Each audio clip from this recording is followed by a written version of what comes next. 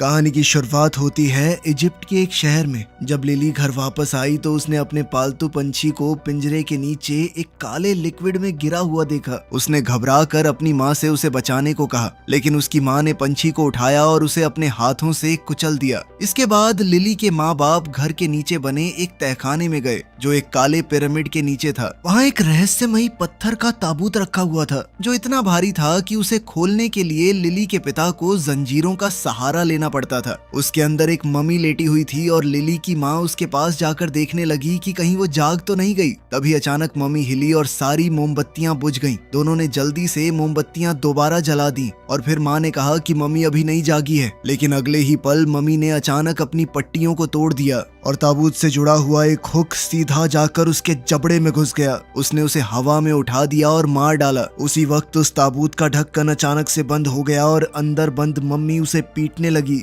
इस घटना के कुछ समय बाद हम चार्ली और लाइसा को इजिप्ट में देखते हैं जो अपने बच्चों के साथ यहाँ छुट्टियां मनाने आए थे। दोनों भागते हुए बाहर आए और देखा कि बच्चे लड़ रहे थे। उन्होंने तुरंत उन्हें अलग किया और पता चला कि सेबास्टियन ने केटी की डॉल बालकनी से नीचे फेंक दी थी, जिस वजह से वो टूट गई थी। लिसा को काम पर जाना था, इसलिए चार्ली ने टेप लगाकर डॉल को ठीक किया और वादा किया कि बाद में उसे किसी अच्छी दुकान पर ले जाएगा। लेकिन केटी अब भी गुस्से में थी क्योंकि सेबास्टियन को इस हरकत के लिए डांट नहीं पड़ी थी। उसे लगने लगा कि उसके माँ बाप सेबास्टियन को ज्यादा पसंद करते हैं। अपने पिता से बहस करने के बाद केटी बगीचे में खेलने चली गई। वहाँ उसने फेंस के पीछे एक औरत को खड़ा देखा। पहले उसे लगा कि वो उसकी दोस्त लिली है, लेकिन उस औरत ने कहा कि वो लिली की माँ है। उसने फूलों के साथ एक छोटा सा कारनामा दिखाया और केटी को उसकी पसंदीदा कैंडी भी दी। मगर केटी थोड़ी घबरा गई और कहने लगी कि उसे घर लौटना चाहिए। तब लिली की माँ ने उसे अपने बगीचे का एक फल दे दिया। इसी दौरान चार्ली को फोन आया और पता चला कि उसे अमेरिका में एक नई नौकरी मिल गई है। लेकिन जब वो मुड़ा तो उसकी नजर केटी के डॉल हाउस पर पड़ी और उसे कुछ अजीब लगा। उसने डॉल हाउस का दरवाजा खोला तो अंदर बहुत सारे कैंडी के रैपर्स पड़े हुए थे। हैरानी की बात ये थी कि ना उसने और ना ही लिसा ने बच्चों को कोई भी कैंडी दी थी। तो चार्ली ने सेबास्टियन से पूछा कि ये रैपर्स कहाँ से आए। इस पर सेबास्टियन ने बताया कि केटी की एक दोस्त है, वो उसे गार्डन में मिलने आती है, उसी ने दिए थे ये। उधर केटी जैसे ही फल पकड़ने लगी, लिली की माँ ने माफी मांगी और धीरे धीरे कोई मंत्र पढ़ने लगी। अचानक वो फल फट गया और उसके अंदर से एक कीड़ा निकला। वो सीधा केटी के मुंह के अंदर घुस गया। अचानक केटी सांस न ले पाने की वजह से जमीन पर गिर पड़ी। जब तक चार्ली गार्डन में पहुंचा, केटी वहां से गायब हो चुकी थी और फेंस में एक सुराख बना हुआ था। घबराया हुआ चार्ली तुरंत सड़क पर दौड़ा और पड़ोसियों से पूछने लगा कि क्या उन्होंने केटी को कहीं देखा है। तभी अचानक रेतीले तूफान के आने का अलार्म बजने लगा और चार्ली ने एक औरत को बच्ची के साथ भागते देखा। वो तुरंत उनके पीछे दौड़ पड़ा। कुछ देर तक वो उस औरत का पीछा करता रहा, लेकिन तेज आंधी और लोगों में मची अफरा तफरी की वजह से वो औरत भाग निकली। फिर बाद में पुलिस स्टेशन में डिटेक्टिव डीलिया लिसा और चार्ली से बात कर रही थी। दोनों ने उसे बताया कि केटी गायब हो गई है और उसे कैंडी रैपर्स भी दिखाए। डीलिया के बॉस ने उसे पहले परिवार की ही जांच करने को कहा क्योंकि उन्हें शक था कि शायद बच्ची को उन्होंने ही मारा हो। चार्ली को उनकी भाषा थोड़ी बहुत समझ आ गई और वो इस बात से बहुत ज्यादा गुस्सा हो गया। फिर इस घटना के 8 साल बाद हम देखते हैं कि ये परिवार न्यू मैक्सिको में रह रहा था। फिर भी उन्होंने केटी का कमरा बिल्कुल वैसे ही संभाल कर रखा हुआ था। अब उनकी एक और बेटी थी जिसका नाम माँ था और वो पूरी तरह तंदुरुस्त थी। लिसा की कैथलिक माँ कार्मेन भी उनके साथ ही रहती थी। केटी के गायब होने के बाद से ये परिवार कभी छुट्टियों पर नहीं गया था। उधर इजिप्ट के पूर्वी रेगिस्तान में एक लड़का अपनी साइकिल ठीक कर रहा था। तभी उसके पीछे अचानक एक हवाई जहाज क्रैश हो गया। आवाज सुनकर वो जांच करने गया और जंगल के अंदर उसे जहाज का मलबा मिला। पायलट की लाश जमीन पर पड़ी थी और उसके पास एक आंख भी पड़ी हुई थी। जब लड़के ने ऊपर देखा तो को पायलट एक पेड़ में बुरी तरह घुसा हुआ लटक रहा था। ये मंजर देखकर वो बेहद घबरा गया, वहां से भागा, लेकिन फिर थोड़ी दूर जाते ही गिर पड़ा, बिल्कुल उस पत्थर के ताबूत के सामने। कुछ समय बाद हम देखते हैं कि रिसर्चर्स परेशान बैठे थे क्योंकि उनकी टीम किसी भी मशीन की मदद से उस पत्थर के ताबूत के अंदर नहीं देख पाई थी। आखिरकार उन्होंने उसे खोलने का फैसला किया। उन्होंने पहले कभी इस तरह का ताबूत नहीं देखा था। फिर अंदर उन्हें एक मम्मी मिली। वो धीरे धीरे उस पर लिपटे कपड़े हटाने लगे और उन्हें उन पर बने कुछ अजीब निशान नजर आए। मम्मी के हाथों के नाखून बहुत लंबे थे, पर हैरानी की बात ये थी कि उसकी चमड़ी अभी भी ताजी लग रही थी। जब उन्होंने चेहरे से कपड़ा हटाया गया तो सब हैरान रह गए। अंदर एक जवान लड़की थी। जैसे ही वो उसकी तस्वीरें लेने लगे तो वो मम्मी अचानक से जाग गई। उसकी आंखें पूरी तरह काली हो गई और उसके मुंह से एक कीड़ा बाहर निकला। वो सार्कोफेगस के अंदर तड़पने लगी और जोर जोर से चीखने लगी। उधर न्यू मैक्सिको में चार्ली और लिसा को अमेरिका की एम्बेसी से फोन आया। उन्हें बताया गया कि केटी जिंदा मिल गई है। ये खबर सुनते ही दोनों तुरंत कायरो के लिए निकल पड़े। वहाँ एक डॉक्टर ने उन्हें चेतावनी दी कि केटी ने बहुत ज्यादा ट्रॉमा और भूख का सामना किया है। वो गहरे शॉक की हालत में थी, इसलिए उसका व्यवहार अजीब हो सकता था। डॉक्टर ने कहा कि किसी भी अचानक हरकत या तेज आवाज से बचना होगा। इसी वजह से उसे दवाइयां देकर सुलाया गया था। जब उसके माँ बाप आखिरकार उसके कमरे में गए तो उन्होंने देखा कि केटी का शरीर अब थोड़ा बदला लग रहा था। जब वो प्यार से उससे बात करने लगे तब उनकी नजर कुछ खरोचों पर पड़ी। डॉक्टर ने बताया कि हॉस्पिटल लाने के बाद केटी बार बार अपने आप को नोच रही थी। लिसा ने उसकी धड़कन सुनी और डॉक्टर ने बताया कि शारीरिक रूप से केटी अब भी काफी मजबूत थी। तभी केटी ने अपना एक हाथ हिलाया ताकि उसके माँ बाप उसका हाथ पकड़ सके, लेकिन अगले ही पल उसे एंजाइटी का दौरा पड़ने लगा। केटी को थोड़ा समय देने के लिए उसके माँ बाप कमरे से बाहर आ गए, लेकिन बाहर आते ही लिसा फूट फूट कर रोने लगी। इसके बाद डीलिया ने उन्हें उस रहस्यमयी सार्कोफेगस की तस्वीरें दिखाई जो लगभग 3000 साल पुराना था। उसने बताया कि केटी उस प्लेन में ले जाई जा रही थी जो क्रैश हो गया था। डीलिया को शक था कि केटी इंसानी तस्करी का शिकार बनी थी।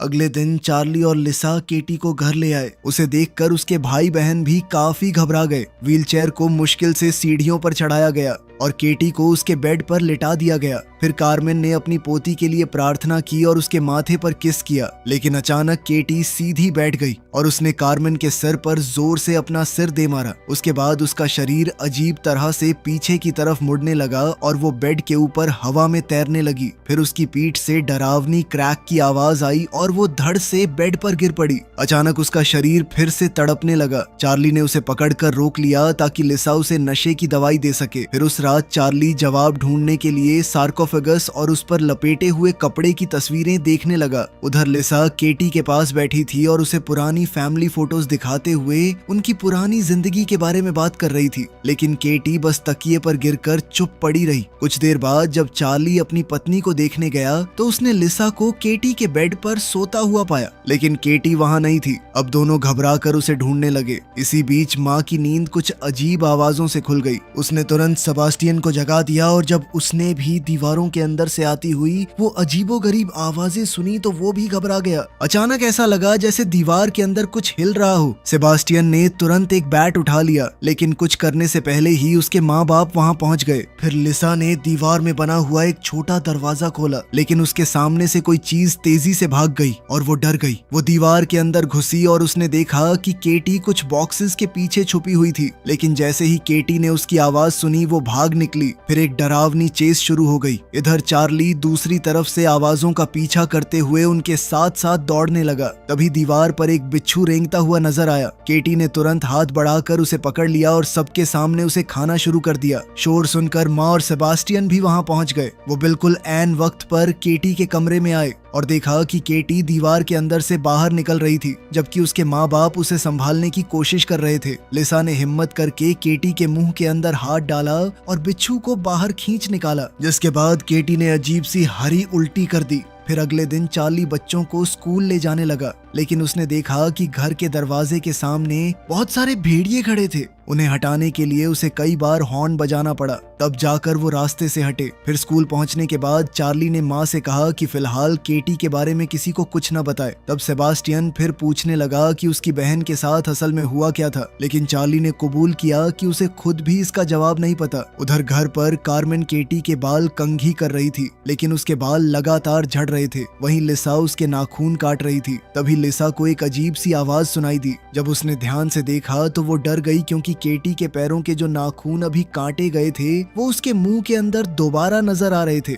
इस बीच चार्ली केटी के कमरे की दीवार वाली खिड़की पर ताला लगा रहा था कि तभी उसकी नजर गलीचे के नीचे एक खून के दाग पर पड़ी। जब उसने गलीचा उठाया तो उसका खून जम गया। नीचे एक काला चिपचिपा पदार्थ फैला हुआ था। जो लकड़ी को धीरे धीरे खराब कर रहा था। उधर लिसा जब केटी का आखिरी नाखून काटने लगी तो वो इतना सख्त था कि उसे ज्यादा जोर लगाना पड़ा। इस वजह से नाखून के साथ उसकी काफी सारी चमड़ी भी उखड़ गई। अचानक चार्ली को कार्मेन की चीख सुनाई दी। वो तुरंत बाथरूम की तरफ भागा और देखा कि दोनों औरतें जमीन पर गिरी हुई थी, लेकिन केटी वहां नहीं थी। तभी एक आवाज सुनकर उसने देखा कि केटी सीढ़ियों से नीचे भाग रही थी। पास में दीवार पर खून से बना एक हाथ का निशान भी था। जब चार्ली ने एक दरवाजा खोला तो उसने देखा कि केटी बहुत दर्द में थी और एक लोहे की रॉड से अपने पैर को बार बार मार रही थी, जैसे वो उसे अलग कर देना चाहती हो। कुछ देर बाद हम देखते हैं कि केटी को फिर से दवाइयां देकर बेड पर लिटा दिया गया और लिसा ने उसके पैर पर पट्टी बांध दी थी। चार्ली ने कहा कि उन्हें केटी को किसी स्पेशल हॉस्पिटल में भेजना चाहिए, लेकिन लिसा ने साफ मना कर दिया। वो अपनी बेटी को दोबारा खोना नहीं चाहती थी। तभी दोनों के बीच कॉरिडोर में बहस शुरू हो गई। इसी दौरान चार्ली को एहसास हुआ कि लिसा अब भी केटी के गायब होने के लिए उसे दोष देती है, लेकिन चार्ली ने याद दिलाया कि उसे भी उस कैंडी वाली दोस्त के बारे में कुछ पता नहीं था। ये बात सुनकर लिसा और ज्यादा दुखी हो गई और उसने चार्ली के मुंह पर दरवाजा बंद कर दिया। फिर बेडरूम में लिसा रोते हुए केटी से बात करने की कोशिश करने लगी। वो उससे बोलने के लिए कह रही थी, लेकिन जब कोई जवाब नहीं मिला तो गुस्से में उसने केटी को हल्का सा झंझोड़ दिया। इसके जवाब में केटी ने उसके मुंह पर थूक दिया। वहीं दूसरी ओर बाथरूम में चार्ली को केटी की उखड़ी हुई चमड़ी का टुकड़ा मिला। ध्यान से देखने पर उसे उस पर कुछ अजीब निशान दिखे। फिर अपने डेस्क पर जाकर उसने चमड़ी की परतें अलग की और हैरान रह गया जब उसने देखा कि उस पर बने निशान बिल्कुल वैसे थे जो सार्कोफेगस के कपड़े पर बने हुए थे। फिर अगले दिन चार्ली एक आर्कियोलॉजी प्रोफेसर के पास गया और उसे निशान की तस्वीरें दिखाई। प्रोफेसर ने बताया कि ये तो एंशिएंट इजिप्ट की एक भाषा है, ये तुम्हें कहाँ से मिली? तब चार्ली ने उससे गुजारिश की कि वो इसे पढ़ने की कोशिश करे। उस रात चार्ली केटी का हाथ पकड़कर उसके पास बैठा रहा और रोते हुए उससे माफी मांगने लगा। तभी उसने एक अजीब सी आवाज सुनी। ध्यान से सुनने पर उसे समझ आया कि केटी के मुंह की लगातार क्लिक करने वाली आवाजें असल में मॉर्स कोड थीं। चार्ली ने तुरंत नोटबुक निकाली और सारे सिग्नल्स लिखने लगा। फिर वो दौड़कर केटी की पुरानी चीजें ढूंढने गया, जिसमें एक मॉर्स कोड गाइड भी थी। जब उसने मैसेज को डिकोड किया तो वो बार बार सिर्फ एक ही नाम दिखा रहा था, लिली। चार्ली ने तुरंत डीलिया को फोन करके ये बात बताई। डीलिया ने पूछा कि क्या उनके किसी दोस्त या जान पहचान वाले का नाम लिली था या फिर कभी उस नाम की किसी लड़की ने उनसे संपर्क किया था। ये सुनकर चार्ली को कुछ याद आया। उसने पुराने लेटर्स और कार्ड्स से भरा एक बॉक्स खोला और उसमें उसे एक कार्ड मिला जिस पर कैंडी की ड्राइंग बनी हुई थी। कार्ड के नीचे एक नाम लिखा था, लिली। इसी बीच माँ बाथरूम से बाहर आई और उसे केटी के कमरे से एक गाना सुनाई दिया। उसे लगा कि शायद ये आवाज उसकी बहन की है। जब उसने पूछा तो केटी ने मान लिया कि वो अब बोल सकती है, लेकिन उसने माँ से कहा कि फिलहाल ये बात किसी को न बताए। फिर अचानक केटी दरवाजे के पीछे से माँ की उंगलियों को चाटने लगी। ये देखकर माँ डर गई और भाग खड़ी हुई, लेकिन केटी ने कुछ काले जादू के शब्द फुसफुसाए और माँ एकदम से वहीं जम गई। कुछ ही पलों में माँ का शरीर हवा में उठने लगा और उसे सांस लेने में तकलीफ होने लगी। उनके घर की लाइट्स भी लगातार जल बुझ करने लगी और फिर माँ जोर से दरवाजे से टकरा गई। फिर अगली सुबह डीलिया को चार्ली से वो कार्ड मिला। उसने सिस्टम में सर्च किया, लेकिन उसे लिली नाम की कई लड़कियां मिली जिनका सरनेम कार्ड पर लिखे नाम से मिलता था। एक कोलीग की मदद से उसने पता लगाया कि वो कार्ड सिर्फ असवान के रेगिस्तान के बीच मौजूद एक छोटे से पोस्ट ऑफिस से भेजा गया हो सकता था। ये जगह उस प्लेन क्रैश की जगह के भी काफी करीब थी। वहाँ आसपास सिर्फ एक ही और चीज थी, एक नेक्टरीन के फलों का खेत। अब रेगिस्तान के बीच ऐसा खेत होना काफी अजीब बात थी। फिर डीलिया ने केटी के किडनैपिंग वाले दिन की तस्वीरें दोबारा देखी और उसने जमीन पर पड़ा हुआ वो फल भी देख लिया। उधर चार्ली आर्कियोलॉजी प्रोफेसर से मिला। प्रोफेसर ने बताया कि वो अजीब लिखावट वाकई हायराटिक भाषा में थी और उसे एक मम्मी को बांधने वाले कपड़ों पर लिखा गया था। फिर उसने बताया कि उसमें एक नाम बार बार लिखा हुआ था, नास्मारानियन। फिर प्रोफेसर ने प्राचीन इजिप्शियन मॉन्स्टर्स पर हुई एक इंटरनेशनल लेक्चर की रिकॉर्डिंग चलाई। उस लेक्चर के मुताबिक नास्मारानियन एक बहुत पुराना राक्षस था जो परिवारों को बर्बाद कर देता था। वो एक इंसान से दूसरे इंसान में जाकर नफरत फैलाता था। उसे रोकने का सिर्फ एक ही तरीका था, वही शब्द जो उन प्राचीन बाइंडिंग्स पर लिखे गए थे। इन बाइंडिंग्स को उस व्यक्ति के शरीर पर लपेटा जाता था जो राक्षस के कब्जे में हो, ताकि नास्मरेनियन उसके अंदर ही कैद रहे। खैर, उधर स्कूल में हम देखते हैं कि माँ अचानक अपनी टीचर की बेइज्जती करने लगी थी। उसी वक्त घर पर केटी मुस्कुरा रही थी क्योंकि वो अपनी छोटी बहन को कंट्रोल कर रही थी। वहीं इजिप्ट में डीलिया उस खेत तक पहुंच गई। उसने दरवाजा खटखटाया लेकिन किसी ने जवाब नहीं दिया। आखिरकार उसने पिछले दरवाजे से अंदर घुसने का फैसला किया और घर के हर कमरे की तलाशी लेने लगी। कुछ देर बाद उसे एक पिरामिड मिला और उसके साथ एक चेन मैकेनिज्म भी जो तहखाने का रास्ता दिखा रहा था। फिर डीलिया नीचे उतरी और वहां उसने वो जगह देखी जहां पहले सार्कोफेगस रखा हुआ था। जब वो वापस घर के अंदर आई और फोन इस्तेमाल करने की कोशिश की तो वहां कोई सिग्नल नहीं था। तभी उसकी नजर सामने के खुले हुए दरवाजे पर पड़ी। अगले कमरे में उसे किसी की मौजूदगी महसूस हो रही थी। डीलिया ने तुरंत अपनी गन निकाली और जोर से कहा कि वो पुलिस है। ये सुनते ही वो साया भागने लगा। अचानक लिली की माँ सामने आ गई और चाकू लेकर डीलिया पर हमला करने की कोशिश की। तब अपनी जान बचाने के लिए डीलिया ने गोली चला दी और उसे गिरा दिया। उसके बाद डीलिया ने केटी के बारे में पूछने की कोशिश की, लेकिन तभी उसकी नजर दरवाजे पर खड़ी लिली पर पड़ी। लिली तुरंत भाग गई और डीलिया उसके पीछे दौड़ पड़ी। लंबी दौड़ के बाद डीलिया ने उसे एक चट्टान के किनारे पर घेर लिया, लेकिन लिली लगातार जमीन खोदती जा रही थी। उसे रोकने के लिए डीलिया ने आसमान की तरफ गोली चला दी।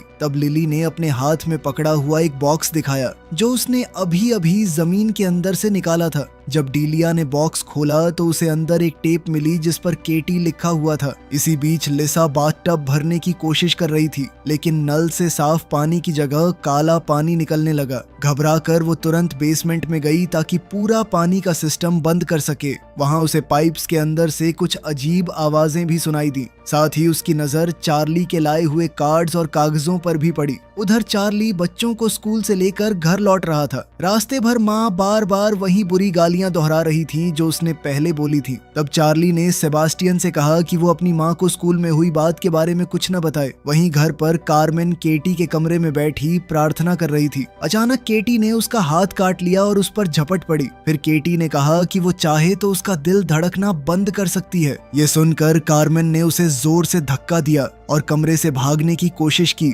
लेकिन केटी ने अपनी ताकत से दरवाजा बंद कर दिया। जब कार्मेन पलट कर देखती है तो केटी वहां से गायब थी और व्हीलचेयर अपने आप हिल रही थी। अगले ही पल केटी उसके पीछे नजर आई और उसने कार्मेन को जोर से गिरा दिया। वो इतनी जोर से गिरी कि उसके नकली दांत मुंह से बाहर आ गए। कार्मेन ने अपना जीसस का क्रूसिफिक्स पकड़ा और दोबारा प्रार्थना करने लगी, लेकिन केटी हंसने लगी और अपनी शक्ति से माला को ही कार्मेन के गले में कस दिया। फिर उसने वहशी आवाज में कहा कि मरना काफी मजेदार होता है। इतना कहकर उसने कार्मेन को खिड़की से बाहर फेंक दिया। कुछ देर बाद चार्ली और बच्चे घर पहुंचे और उन्होंने देखा कि वो भेड़िए अब नहीं है यहाँ पे। तभी कार्मेन सीधा उनकी गाड़ी के बोनट पर आकर गिरी। माँ ये देखकर हंसने लगी, जबकि चार्ली तुरंत कार्मेन की मदद के लिए भागा, लेकिन उसी वक्त एक भेड़िया गाड़ी के दरवाजे के पास आ गया। उधर लीसा जब केटी के कमरे में गई तो उसने देखा कि केटी आराम से बेड पर सो रही थी, लेकिन जब उसने खिड़की से बाहर देखा तो उसका खून जम गया। बाहर भेड़िए उसकी माँ के शरीर को नोचकर खा रहे थे।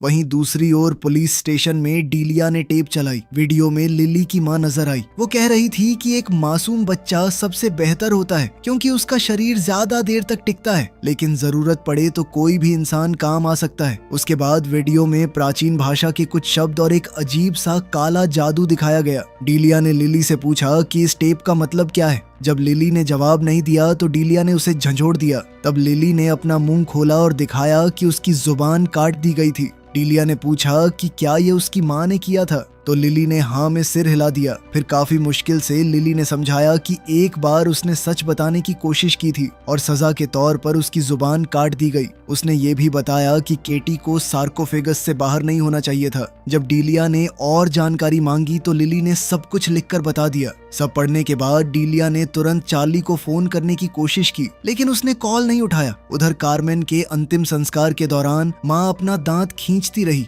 जब तक कि वो जड़ से निकल नहीं गया। वहीं चार्ली केटी के बंद कमरे के बाहर बैठा हुआ था। तब सेबास्टियन आया और उसे बताया कि उसकी माँ उसे बुला रही है। चार्ली फिर लिसा के पास गया। इस बार लिसा भी मान चुकी थी कि केटी को किसी खास हॉस्पिटल में भेजना ही पड़ेगा। इसी दौरान सेबास्टियन केटी के कमरे के बाहर पहरा दे रहा था। तब उसने अंदर से केटी की आवाज सुनी। केटी बहुत प्यार और मासूमियत से बोल रही थी कि वो भी सबके साथ रहना चाहती है। ये सुनकर सेबास्टियन डर गया। वो दौड़कर अपने कमरे में चला गया और हेडफोन्स पहनकर खुद को उस आवाज से दूर करने की कोशिश करने लगा, लेकिन सेबास्टियन के दिमाग में अब भी केटी की आवाज गूंज रही थी। केटी उससे पूछ रही थी कि क्या उसे वो गुड़िया याद है जो उसने बैल्कनी से नीचे फेंक दी थी। फिर उसने कहा कि उसी बात से उसे भी ग्रैंडमा को फेंकने का आइडिया मिला था। उधर किचन में माँ के सारे दांत टूट चुके थे। छत पर एक दाग नजर आ रहा था जो बिल्कुल केटी के कमरे में मिले खून के दाग जैसा था। कुछ ही देर में वो हिस्सा टूट गया और अचानक उसमें से केटी बाहर आ गई। फिर माँ कार्मेन के ताबूत के पास गई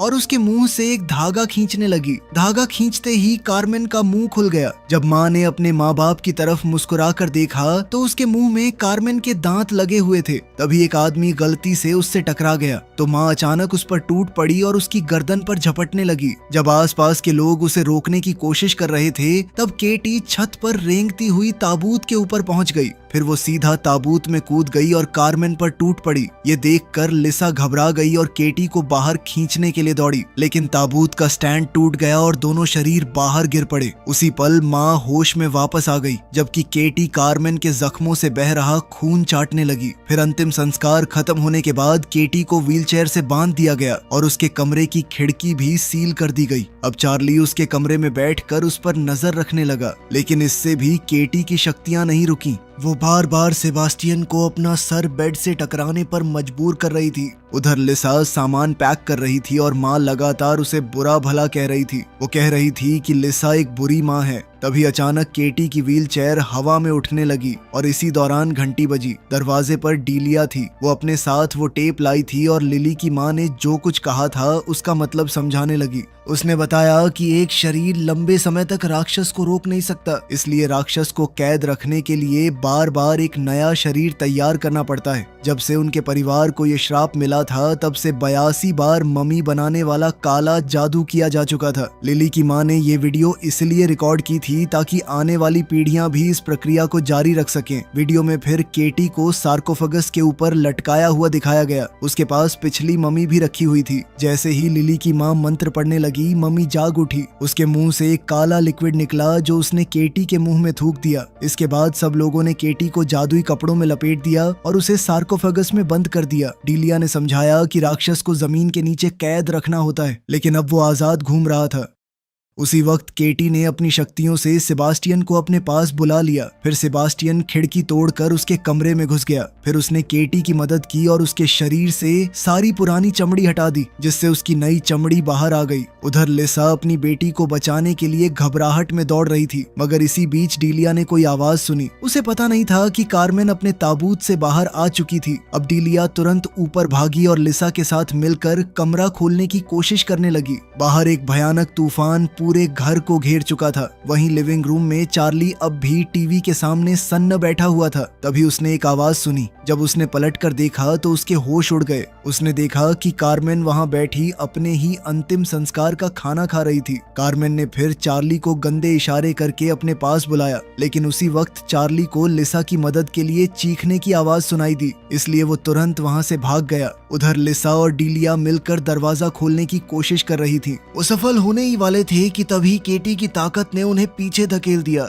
फिर कुछ पल बाद दरवाजा अपने आप खुलने लगा। जब दोनों ने अंदर देखा तो केटी अपने पूरे राक्षसी रूप में हवा में तैर रही थी। फिर केटी तुरंत चार्ली पर झपट पड़ी। उसने उसकी चमड़ी का एक टुकड़ा काट लिया, लेकिन बाकी लोगों ने उसे खींचकर पीछे हटा दिया। बदले में केटी ने डीलिया को जोर से धक्का दिया और वो सीढ़ियों से नीचे गिर गई। उसके बाद केटी ने अपनी माँ के सिर पर वार किया और फिर उसने चार्ली की चमड़ी निगलकर उसके भी कई बार सिर पर वार किया। लिसा चार्ली की मदद करना चाहती थी, लेकिन केटी ने दरवाजा बंद करके उसे सेबास्टियन के साथ कमरे में कैद कर दिया। अचानक सेबास्टियन ने बैट उठाकर लिसा पर हमला कर दिया। तब लिसा ने जमीन पर पड़ी एक ड्रग की सिरिंज उठाई और दीवार के अंदर बने रास्ते में छुप गई। फिर सेबास्टियन उसका पीछा करने लगा। जब सेबास्टियन का ध्यान भटका तो लिसा ने अचानक उसे ड्रग इंजेक्शन दे दिया। कुछ ही पलों में सेबास्टियन बेहोश हो गया। उधर नीचे डीलिया को होश तब आया जब कार्मेन ने उसकी गर्दन पर पैर रखा। फिर कार्मेन ने अपने मुंह से एक बिच्छू निकाला जो सीधा डीलिया के मुंह में जा गिरा।